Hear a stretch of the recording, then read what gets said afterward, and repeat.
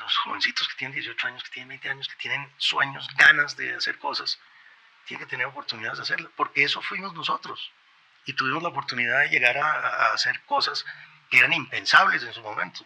Pues si esto fuera una competencia de clavados, estamos en un trampolín alto, pero hay uno más alto. Y allá van a llegar ustedes. Ese es el trampolín que se tienen que poner ustedes.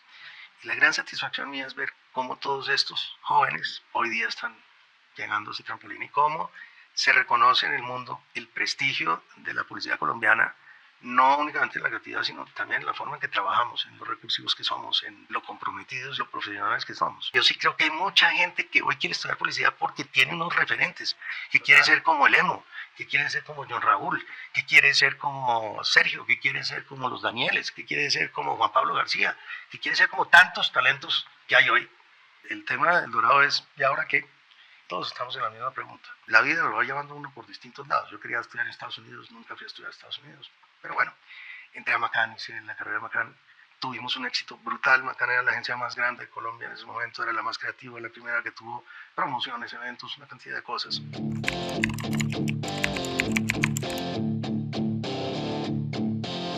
Hola amigos de Copu, hoy estamos desde las oficinas de Muren Law SCP-3 con un invitado muy especial, Francisco Samper. Hace unos días el Festival del Dorado anunció el premio Leyenda del Dorado y quién vas a ser tú quien lo va a recibir este año. Durante estos días hemos anunciado esto por redes y hemos visto una cantidad de muestras de cariño y de afecto hacia ti.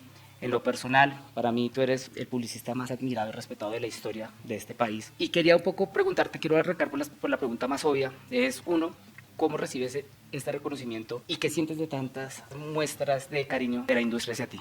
Lo recibo con mucha humildad y lo que me vino a la cabeza cuando lo recibí fue, es muy lindo porque yo no me imaginé nunca recibir el premio del Dorado. El Dorado es un festival de creatividad. Lo habían recibido dos titanes como Sokolov y Ortiz. Titanes, pero titanes que al fin y al cabo son titanes creativos. Yo pensaba, bueno, esto es para los creativos. Cuando me llamaron a decirme, pues me sorprendieron de verdad.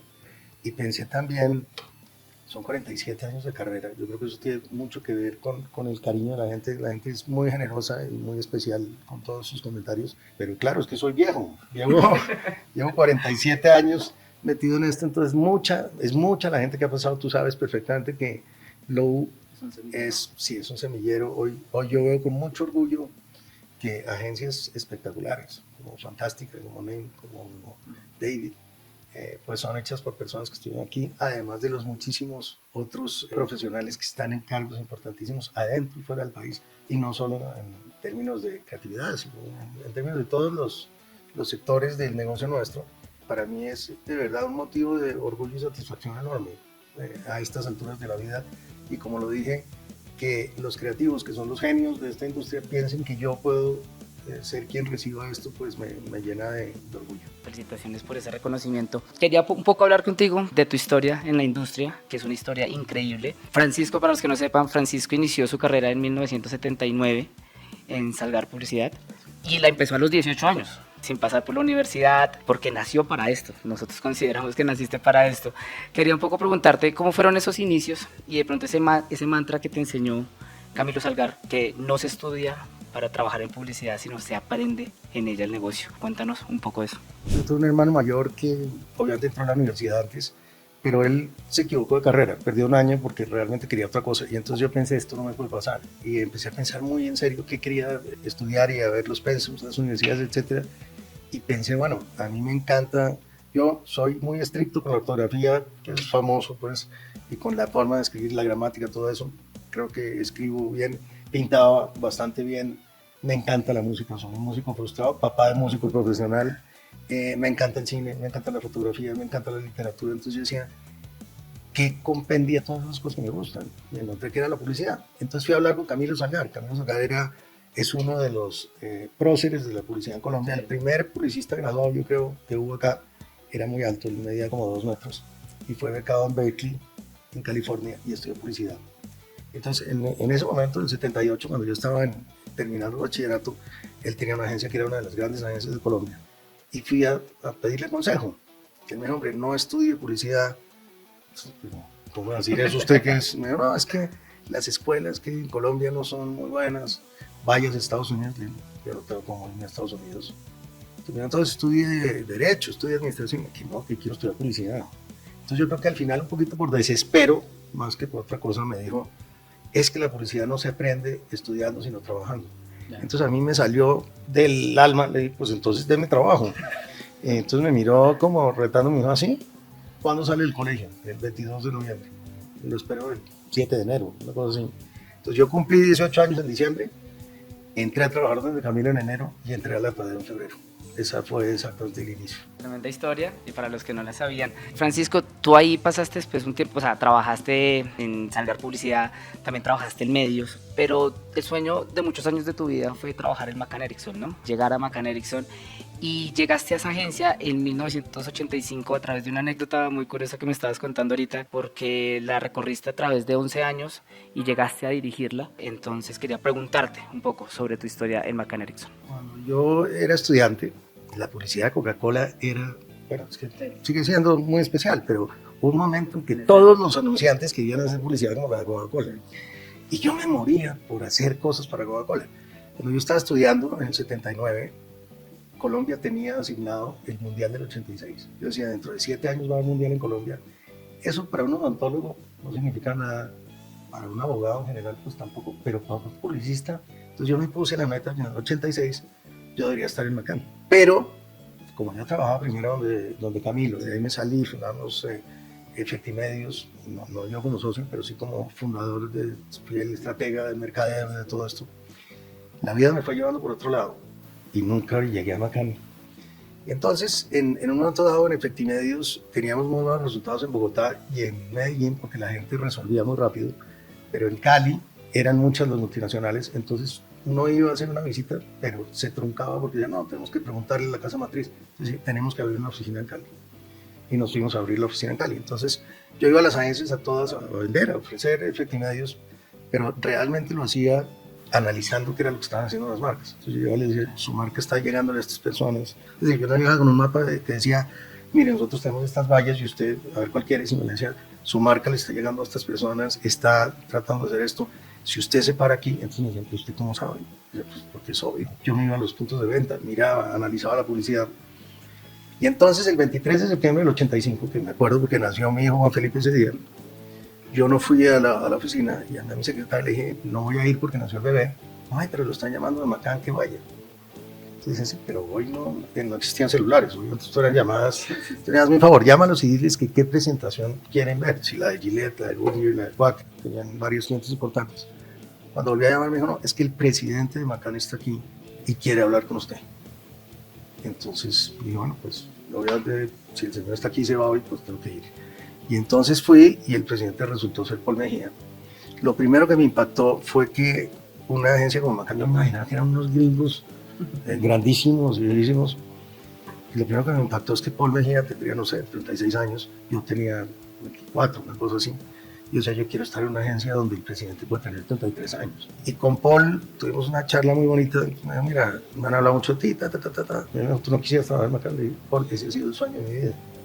Entonces le dije, bueno, hay una vacante en este momento que quisiéramos ofrecerte de ejecutivo de cuenta. Yo era gerente de Efectividad y McCann. Entonces me dijo, y tengo 70,000 pesos. Yo me ganaba 82,000 y había nacido mi hijo ese día. Le dije, Paul, pues nació mi hijo. No se me olvida la frase, me dijo, es que hasta ahí puedo estirar la sábana. Muy rápidamente yo pensando, maquinando, yo tengo una cosa que se llama temblor esencial, entonces tiemblo mucho, entonces la gente cree que estoy nervioso. Ese día casi no podía coger un vaso de Coca-Cola porque en realidad estaba nervioso. Entonces, ¿qué carajo? Yo me le meto porque es que yo quiero trabajar en McCann. Entonces, Paul, yo, ok, acepto entrar de ejecutivo de cuenta por 70,000 pesos porque algún día voy a tener tu cargo. Y no lo digo por arrogante, sino lo digo porque es mi sueño en la vida. Entonces me dijo, listo, entonces te espero 5 de octubre. Y no, esperas en enero. Bueno, ¿qué te ocurre? Yo es 23 de septiembre. Le dije, Paul, yo soy el gerente de una compañía, no el portero. Y la mejor garantía que tú tienes de que yo nunca voy a dejar botado a McCann es que no voy a dejar botado esto. Tú sabes que el mes de diciembre es perdido, pues espérame octubre, noviembre, y créeme que va a valer la pena, que yo voy a hacer todo lo que puedo hacer en mi vida por ir aquí. Me dijo, no, pero es que me estás pidiendo, es que hasta ahí puedo estirar la sábana. Entonces se rió, no, listo, hagamos eso.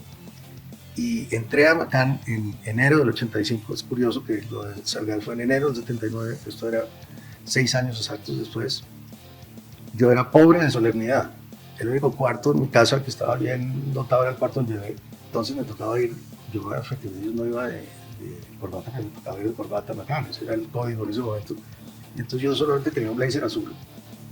Y fui y me compré un blazer de khaki. Entonces todos los días me cambiaba de camisa y de corbata, pero un día el azul, un día el otro, un día el otro, confiando en que eso no pareciera pues que era todo, pues, obviamente era evidentísimo. Pero entré a Macán, cuando tú me das cuenta, el día que entré, el director de cuentas que se llamaba Daniel Carvajal, que me había recomendado, me dijo, oiga, yo me voy. Entonces en ese momento pensé, no van a contratar un director de cuentas, porque yo voy a demostrarles, no les voy a decir, solamente les voy a demostrar que puedo hacer el trabajo. Así fue, entonces yo entré ejecutivo de cuentas, pero a los 3 meses ya era director de cuentas. Y después de algo así como 2 años, ya era gerente de la oficina de Cali. Y después, año 89, tal vez 90, estuve a punto de asociarme con Belfort Galvez, un creativo chileno espectacular, que no es tan conocido aquí, que tuvo una agencia que se llamaba Charlotte, y me ofreció que nos asociáramos, y me iba a asociar con él. Y en ese momento me llamó Alberto Villar Borda, el publicista más universal y completo que he conocido en mi vida, y los he conocido a todos en el mundo entero, que era el presidente de Macán para el área andina. Me dijo, no, yo necesito que te vengas a Bogotá, tú vas a ser el director general de cuentas, pero y vas a seguir siendo gerente de Cali, vamos a hacer que Cali sea como un grupo de cuentas que te reporta a ti, pero tu responsabilidad directa va a ser Coca-Cola. Y estaban en una muy mala situación con Coca-Cola, entonces entramos a trabajar con Coca-Cola, inicialmente con Sergio Vélez, que era el creativo, un gran amigo, había estudiado conmigo, músico sensacional también. Hicimos un muy buen trabajo. Coca-Cola es muy exigente, y en un momento que me dijeron, oiga, nosotros creemos que ya hay que buscar algo más en la creatividad que nos lleve un poco más lejos, y resulta que había un tipo en Ecuador que era el creativo que se ganaba todo. Y resulta también que en esa época había dictadura militar en Ecuador. Por circunstancias de la vida, Jimmy Maruri, que era el gerente de Macán en Ecuador, se había salido de Macán, se había llevado todas las cuentas, se había fundado de Maruri.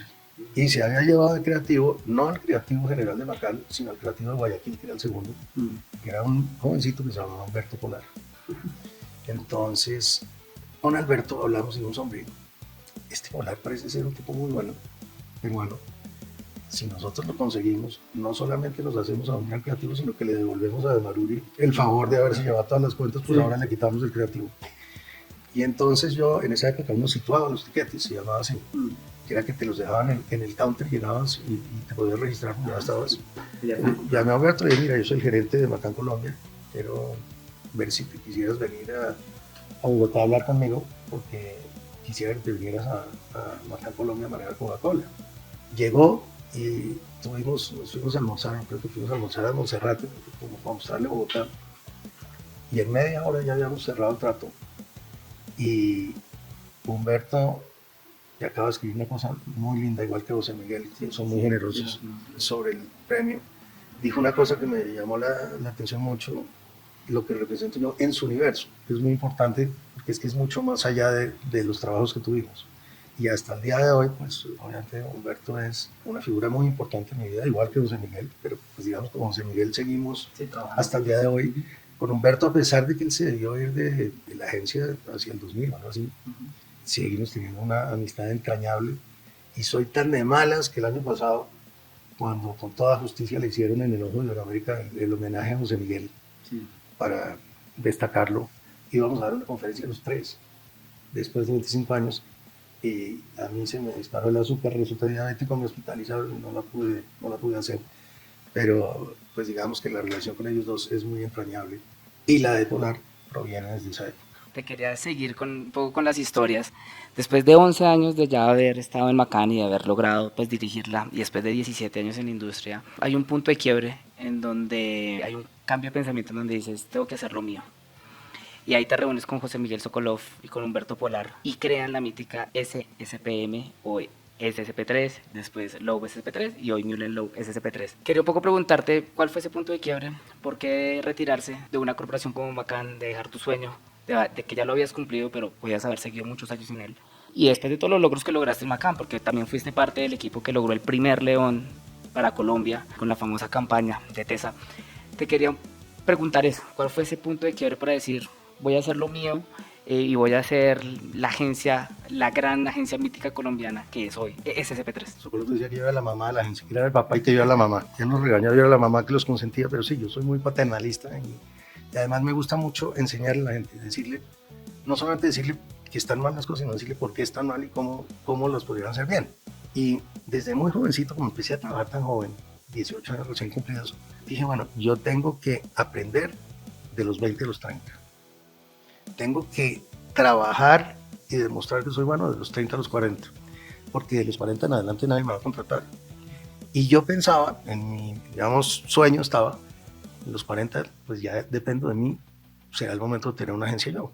Eso era lo que yo tenía en la cabeza. La vida lo va llevando uno por distintos lados. Yo quería estudiar en Estados Unidos, nunca fui a estudiar en Estados Unidos, pero bueno, entré a Macan, hice la carrera de Macan, tuvimos un éxito brutal. Macan era la agencia más grande de Colombia en ese momento, era la más creativa, la primera que tuvo promociones, eventos, una cantidad de cosas.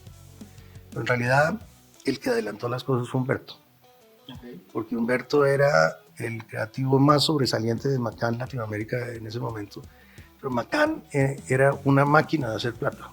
Cuando nos ganamos el León de Bronce, yo estaba en el Consejo de Latinoamérica y llevé el León feliz. Realmente ni me pararon bolas. Todas las reuniones eran de números y eran de financieros. Yo no soy financiero, no soy administrador. Yo he querido, y creo que es lo que he hecho toda la vida, trabajar con mis clientes y trabajar para que haya un buen trabajo con los clientes. Entonces yo estaba aburrido en el sentido de que, pues si el perro del portero mordió a un señor o se acabó el papel higiénico, pues a eso hay gente que lo resuelve. Entonces yo tenía esa incomodidad, digamos, porque cada vez era menos lo que podía estar con los clientes y más lo que tenía que estar en un trabajo, digamos, administrativo. Y al mismo tiempo Humberto empezó a sentir que su éxito no era tan reconocido adentro. Entonces empezó a decir, Samper, pongamos algo los dos, busquemos algo los dos. Veníamos hablando de eso y entonces un día me llamó Rafael Mora. Rafael Mora tenía una agencia que se llamaba Demo. Demo es pues el demo de los productos que se hacen, pero además era de Guzmán Mora. Eran dos primos, un primo de él que era presidente de Cine Colombia, José María de Guzmán, y él eran los socios de la agencia. Y yo a Rafael lo conocía mucho tiempo atrás, es mayor que yo, pero lo conocía porque yo había sido novio de una prima hermana de él. Entonces me dijo que usted maneja Macan, es una agencia más grande. Yo le ofrezco que se venga de socio mío y me paga con las acciones y con me paga con el ejercicio mismo de la agencia, no tiene que poner plata. Entonces me dijo, y le ofrezco un 40% de la agencia. Entonces le dije, no, pues yo le agradezco mucho, pero yo necesito el 60%. Pero ¿cómo así? Si es que el fundador soy yo. Le dije, no, es que el 60 no es para mí, es porque yo ese 60 lo voy a dividir en 3. Yo ya le había dicho a Humberto, nosotros necesitamos dar un golpe en el mercado. Cuando salgamos, sí, no es solo que digan salieron Samper y Polar, sino qué tal se llama Sokolov, que es el competidor más fuerte, el que más respetamos. Yo lo conocía desde que teníamos 15 años, porque íbamos a las mismas fiestas, etc. Pero en ese momento era más fácil que hablaran ellos dos, que caminaban sobre las nubes, porque eran los dos mejores creativos. Y Humberto, ¿por qué no le dices qué tal que le interesa a Sokolov y nos unamos, Polar, Sokolov y Ortega? No, bueno, déjame, voy y le digo, no almuerzo, le digo, ojo, porque si nos dice que no, Le Burnett ya va a saber qué va a pasar con Macan antes que Macan.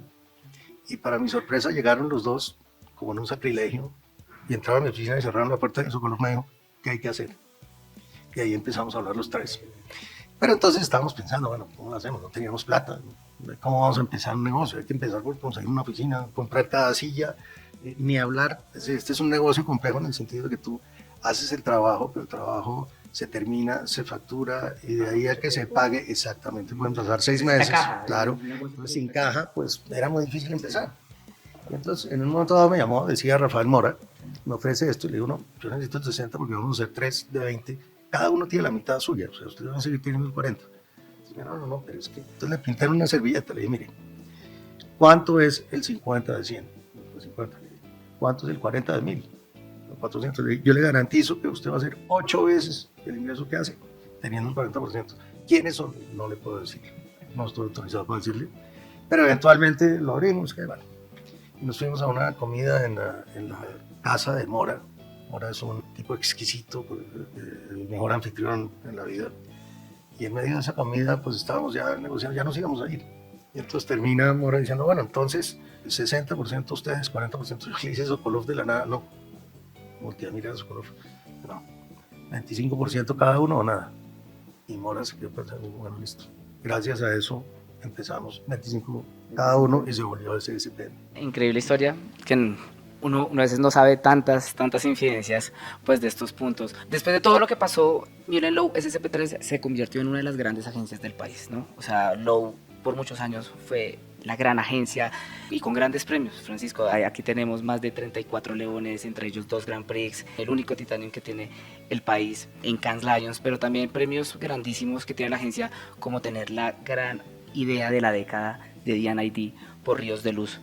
Y te quería preguntar, por todo este camino creativo y por todo este camino de éxito que ha tenido la agencia, que te deja todos estos años de trabajo de Lowe, de SCP-3 y de la gente que ha trabajado acá. Hablábamos de un semillero, pero ese semillero fue el que dejó también todo ese trabajo junto con ustedes, junto con Sokolov, junto con Polar, entendiendo que hubo una gran época que fue con el programa de desmovilización, con todo el tema de paz, con el tema de las guerrillas en Colombia, un poco todo ese proceso que fue muy lindo, que lo vivimos, que para el país fue muy especial, la cantidad de cómo el país empezó a ser tan relevante creativamente en el mundo y con algo tan bonito. Me acuerdo que hace unos años hasta tuvimos un webinar con el presidente Santos, en donde la importancia que tenía para el gobierno ese programa, y ahí fue clave todo el trabajo de la agencia. Me das la oportunidad de hacer una precisión que no hice. La razón por la que queríamos llamar a Sokolov es porque queríamos tener una agencia que de verdad tuviera la creatividad como norte. Yo decía, Macán es la agencia más creativa, pero porque estamos trabajando ahí. Era raro, éramos una agencia creativa. Macán no era reconocida, digamos, a nivel latinoamericano por su creatividad, ni global en ese momento. Una agencia muy sólida, muy grande, muy confiable, muy profesional, pero no necesariamente muy brillante. Y nosotros queríamos parecernos a las agencias inglesas o a las agencias brasileras o argentinas. Por eso pusimos la agencia. Entonces, el día que pusimos la agencia nos fuimos a escribir los principios de la agencia. Lo cómico aquí es que el que estudió publicidad era yo, que no soy el creativo, sino el presidente, porque José Miguel estudió administración de empresas y Humberto estudió filosofía y letras. Pero como José Miguel venía de la escuela de administración de empresas, no, tenemos que tener la visión, la misión. Pero la visión decía, queremos ser reconocidos como una de las empresas más creativas del mundo, incluso más allá de la publicidad. Entonces, eso fue el primer día. Y entonces esto fue una meta. Para nosotros el tema no era ganar premios. Nuestra ecuación era, Colombia estaba en un momento difícil, el presidente era Samper, la publicidad venía creciendo, había recesión económica, entonces nos dice, están locos, ¿cómo se salen de estas agencias a poner una agencia en este momento? Pero la idea nuestra era, en este momento es cuando más se necesita creatividad, porque la situación es difícil.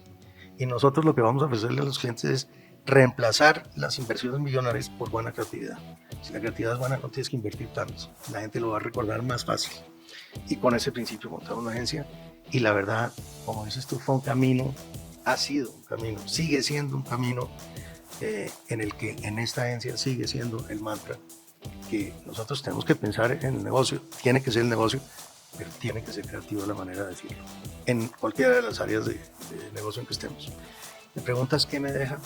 Me deja la satisfacción enorme de la cantidad de gente que pasó por aquí y aprendió algo, que para ellos el paso por Lowe significó un aprendizaje importante que están pudiendo capitalizar. Ese es el orgullo más grande que uno puede tener, ¿no? Yo me encuentro con toda esta gente y con esto, como decías tú, han aparecido comentarios de gente que yo no tenía contacto con ellos, ya 29 años, niñas que en ese momento eran unas niñas y ahora veo las fotos, son unas señoras.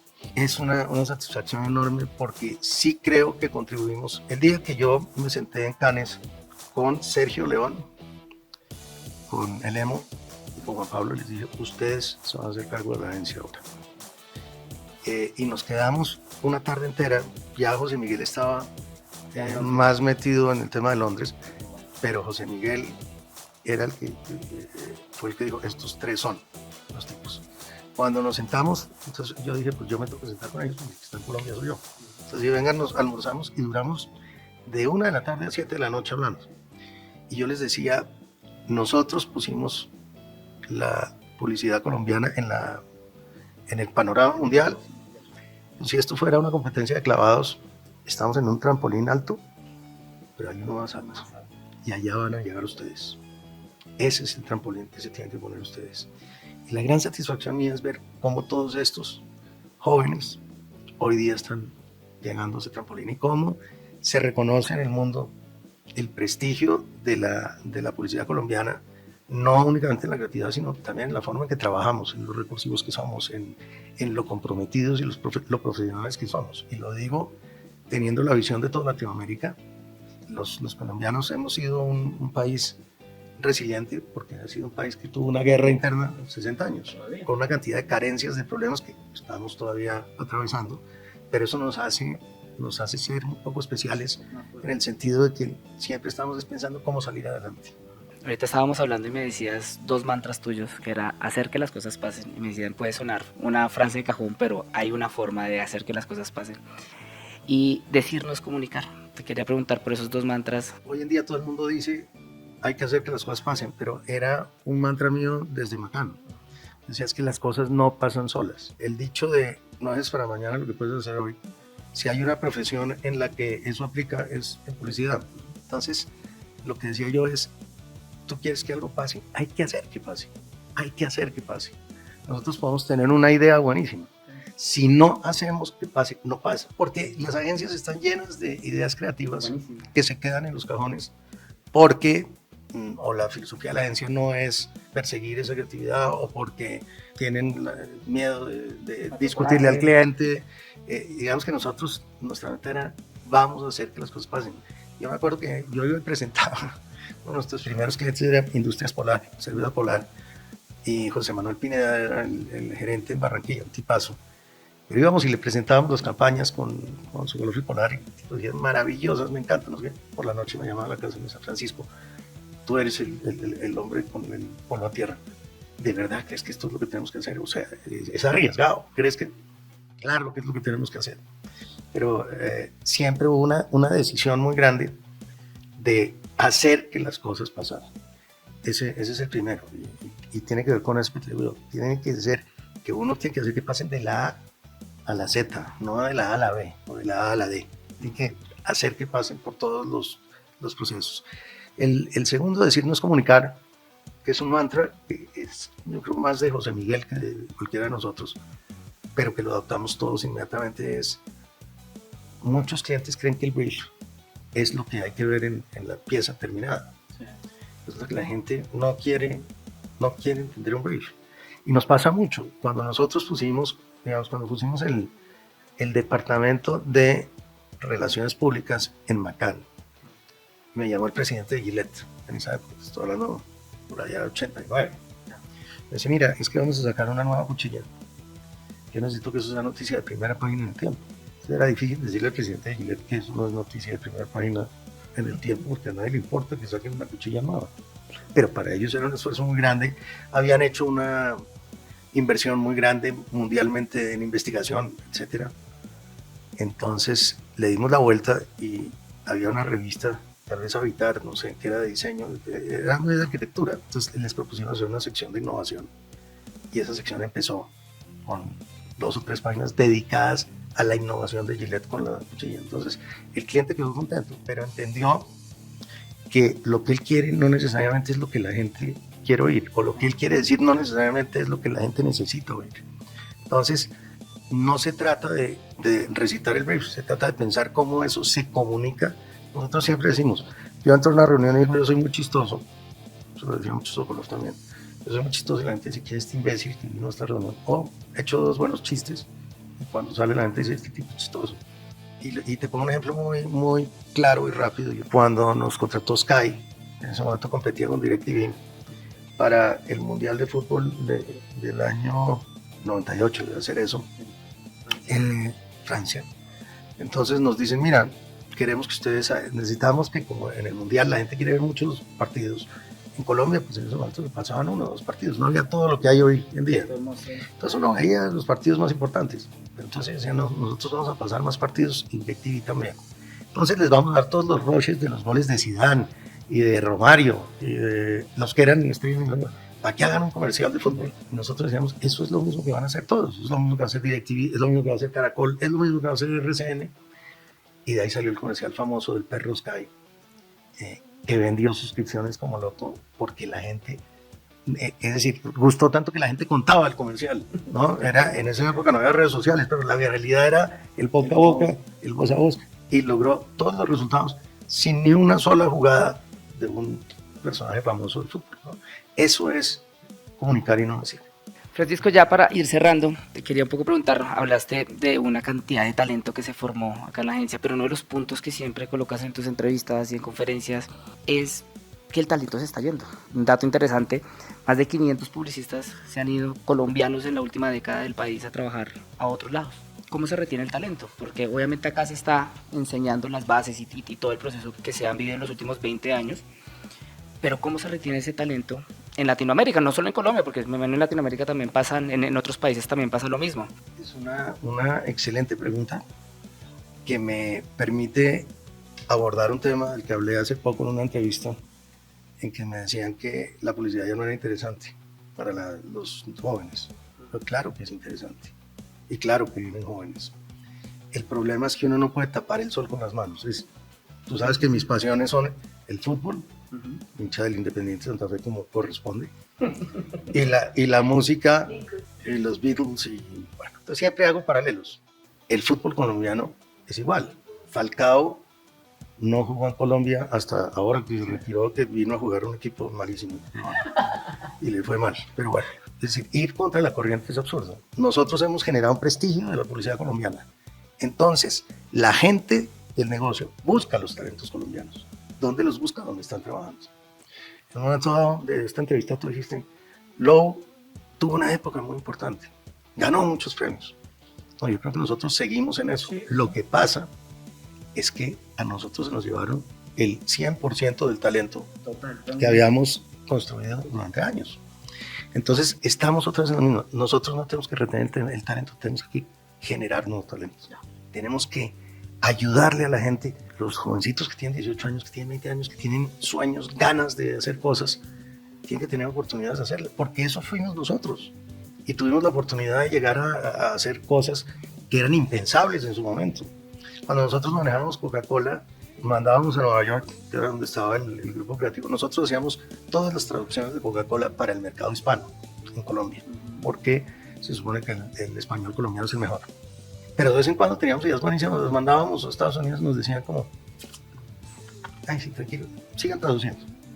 Hoy en día, la publicidad de Coca-Cola es manejada en el mundo por latinos, toda.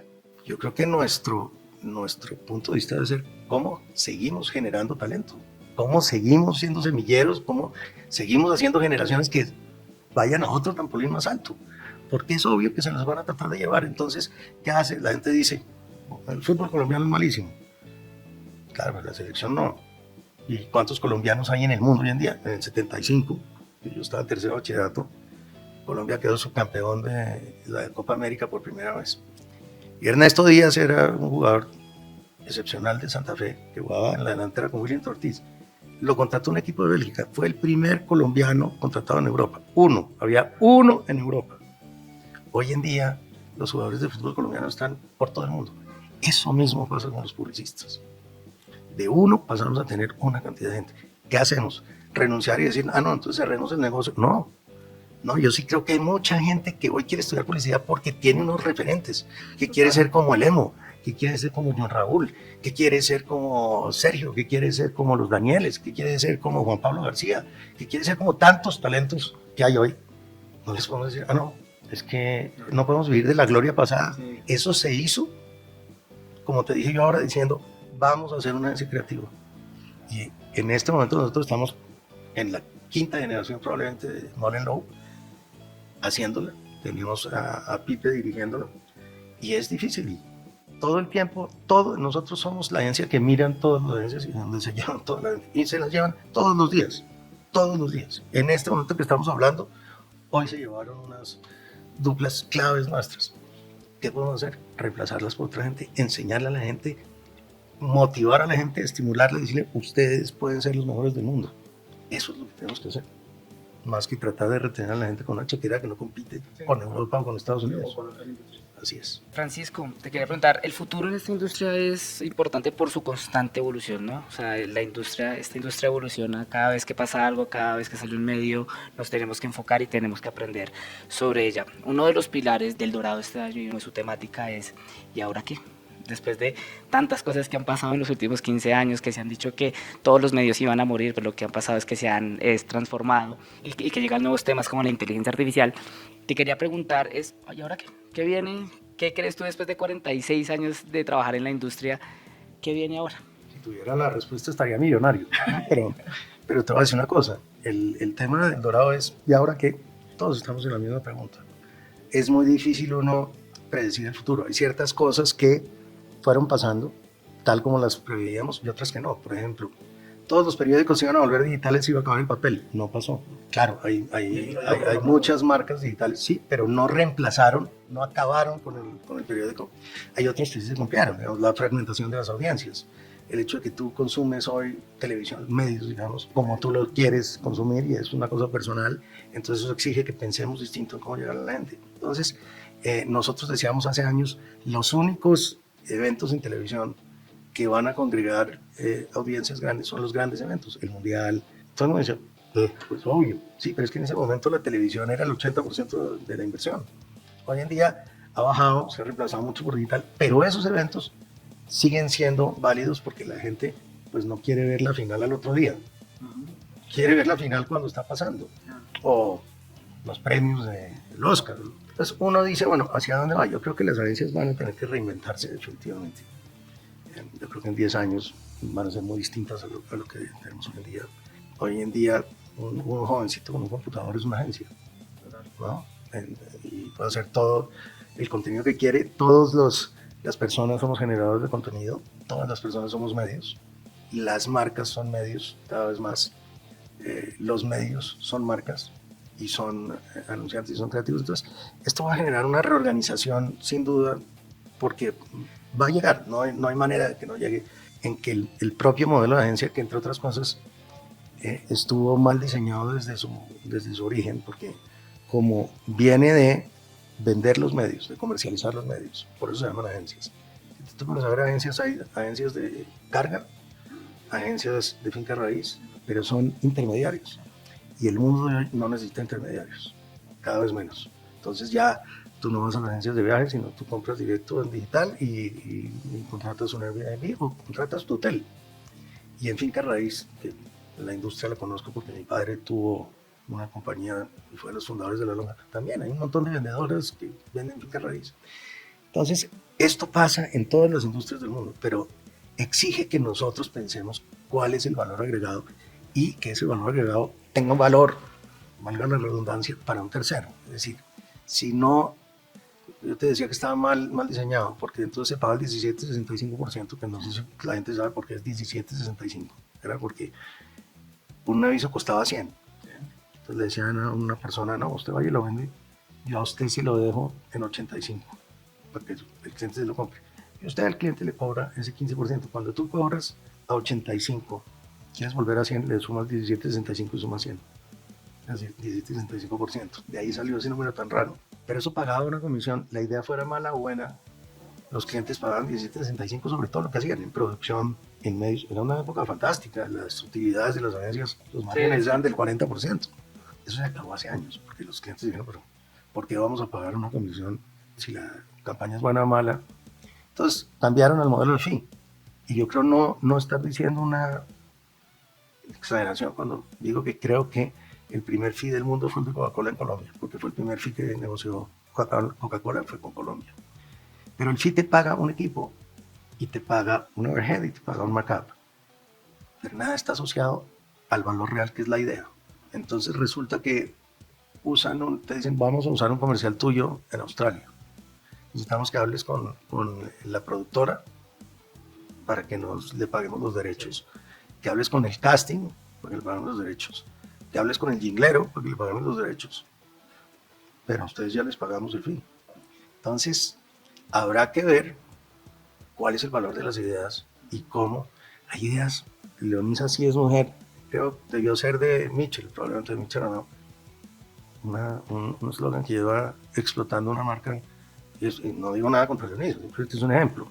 Pero llevan 50 años hablando de eso y probablemente a la agencia le pagaron un mes y pudieron cambiar de agencia 1000 veces. Y eso es, ¿cuál es el valor de esa idea? ¿Y qué es lo que hacemos nosotros? ¿Qué es lo que no se puede reemplazar las ideas? Entonces, esa es una encrucijada grande hacia el futuro. Quería preguntarte, y esto es algo más personal, ¿a quién le dedicas este premio? Tanto de tu familia como las personas con las que trabajaste. Pues son tantas personas, pero el primero al que se lo dedicaría es Alberto Villarborda. Alberto Villarborda fue mi gran maestro, mi gran mentor, y yo no me imaginaba que iba a repetir la vida de él. Cuando él era mi jefe, me acuerdo un día que le dije, Alberto, yo tengo 30 años, ¿tú por qué me compras las ideas que vamos a hacer una unidad de eventos? Hazla. ¿Por qué? ¿Por qué me crees tanto? No se te olvide que yo tengo hijos de tu edad, hijos de la edad de tus hijos.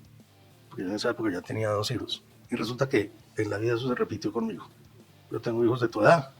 Está una chiquita de 16 y de 12. Alberto fue el gran mentor, pero además fue el gran modelo de mi vida. La rectitud, la honestidad, la entrega al trabajo, el profesionalismo, el preocuparse por entender el negocio de los clientes, por entender que este es un negocio lleno de humanidades, pero que lo que tenemos que hacer es que las cosas funcionen para los clientes. Sin duda él sería el primero, además de muchos otros, pues Camilo, Jorge Martínez, no tan conocido, el creativo más grande que conocí en mi vida, que fue quien fundó Efectimedios, ya murió, en paz descanse, un hermano y un maestro increíble. José Fernando Gutiérrez fue mi jefe bacán. Tantas y tantas personas, por supuesto Humberto, a José Miguel, a quienes han sido mis socios, a quienes han permitido que esto pase, que no soy yo. Son los Hemos, Sergios, Lagos, Juan Pablos, Danieles, todas las personas que han pasado, y muchas que no son tan conocidas, que han pasado por aquí, que en realidad lo que uno hace es decir, es posible que uno no tenga visibilidad, es porque debajo están ellos, y uno está de alguna manera encima. Por supuesto a ellos y por supuesto a mi familia, es decir, lógicamente mi señora de antes, mi señora de ahora, mis hijos grandes, mis hijos chiquitos, que han tenido que sacrificar mucho porque yo soy workaholic, pero esta es una actividad que funciona si tú estás pensando 24 horas en función de los clientes y de las ideas. No es como que yo apago a las 5 y se me olvidó y mañana llego a las 8. No, este es un negocio que no para. Yo siempre digo que una agencia es como una sala de emergencias de un hospital, donde todo está entrando en emergencias. Pero entonces algo va para donde el ortopedista, otro va para donde el radiólogo, otro va para donde el neurólogo, otro... Pero todo entra, todo es lo más urgente. Cuando un cliente llama a la agencia, eso es lo más urgente de toda la agencia. Y así lo tiene que sentir, que la agencia lo está entendiendo. Eso tiene que sentirlo en cada trabajo de todos los clientes. Se lo digo también a la familia porque, lo que te digo, han sido muchos sacrificios, muchas horas de estar dedicado a esto. Y se lo dedico a cada persona que haya pasado por Lowe en su historia. Porque cada uno de esas personas dejó algo y hizo algo que permitió que ese sueño de llegar a ser una de las empresas más creativas del mundo, el día que ganamos el Gran Prix de Innovación, que no era con una campaña, sino era con MyLine, dije, cumplimos exactamente el sueño.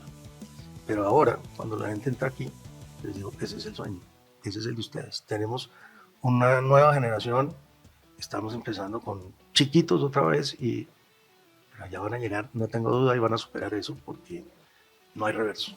Francisco, tremenda entrevista, de verdad, muchísimas gracias por tu tiempo, aprendí un montón, espero que toda la gente que vea esta entrevista también aprenda muchísimo de qué es de verdad convertirse en una leyenda para esta industria y te repito, te admiro un montón y nada, nos vemos en El Dorado en el reconocimiento. Bueno, nada, amigos, disfruten esta entrevista, gracias Francisco de nuevo. Un agradecimiento final, por supuesto, al Dorado, sí, a los organizadores, a la gente del festival, a Paula, a su mamá, a todos, porque han sido extremadamente generosos y lo que dije en un momento yo no lo esperaba. Es de esas cosas que te llegan y dices, wow, de verdad, de corazón, muchas gracias a todos.